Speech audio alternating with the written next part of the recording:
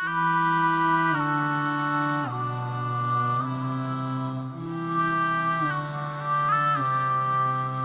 on. These relationships that you think are so awesome, and you know why and I'll fill you in a little. I'll fill you in, especially the teenagers in the audience, and the young people in the audience who kind of just recently kind of shot an email and somebody emailed them back and a little Facebook thing happened, and a little wink and a little there in the playground, even though it's a separate school, but in recess you saw each other and like a little bit of that happened.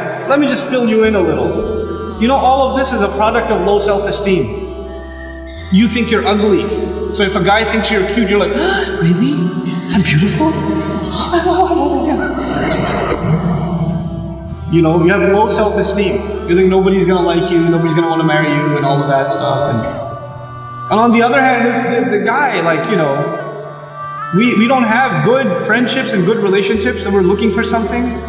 And most of the guys, I don't have to tell you what's going on in your head. You and I have ijma' on this issue. The things that go on in our head. There's no reason for me to explain all of that to you. But just because you have raging hormones and you're like daydreaming about girls and things like that, it doesn't mean that you're in love. It just means that you haven't controlled your temptations yet. And you're ruining somebody's life. You're ruining an entire family. You realize what you're doing? And you call it love? You tell me if she was like 50 pounds fatter, you still be in love?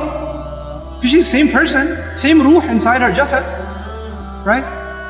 If she was a burn victim or something, if her hand burnt off, or her ear was missing, you still be in love? Or you'd find somebody else to love all of a sudden? And if you can't answer that question honestly, then come on, you're not in love, you're just hormonal. That's all you are, This is what we've done to relationships that are supposed to be beautiful. Marriage is supposed to be a beautiful relationship.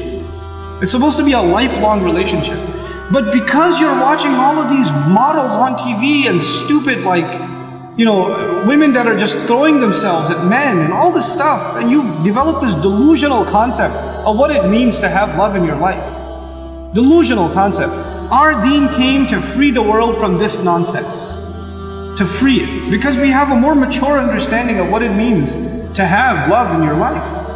I'm not saying you shouldn't marry someone you like, you should.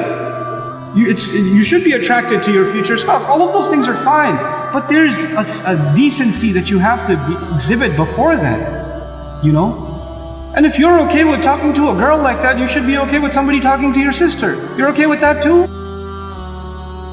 Not if you have any ounce of decency left inside you. If you do, then this is how we have to end these things. And if you've been in that kind of relationship, or you're in one of those relationships right now, nobody knows. Only Allah knows and you know. Don't raise your hand, please. Right? But I'm saying, you're like, after today's lecture, I have decided I no longer want to be your friend.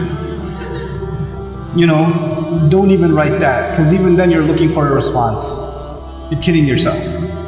And then you're checking, did she write back? Yes, we should no longer be friends. And then you'll write back, you're right, we really shouldn't be friends anymore. And then she'll write back, yeah, never again. And then you're still doing it. Just stop, just cut it off. Just cut it off. It's not good for you. And guys, I've done a whole series on shame, so I won't repeat the whole thing because it took hours and hours and hours, but I will tell you this. It's okay to be attracted to a girl. Allah put that in you. You're not evil for finding a girl beautiful. It's not haram for you to feel that way. You have to control it though. You have to control yourself.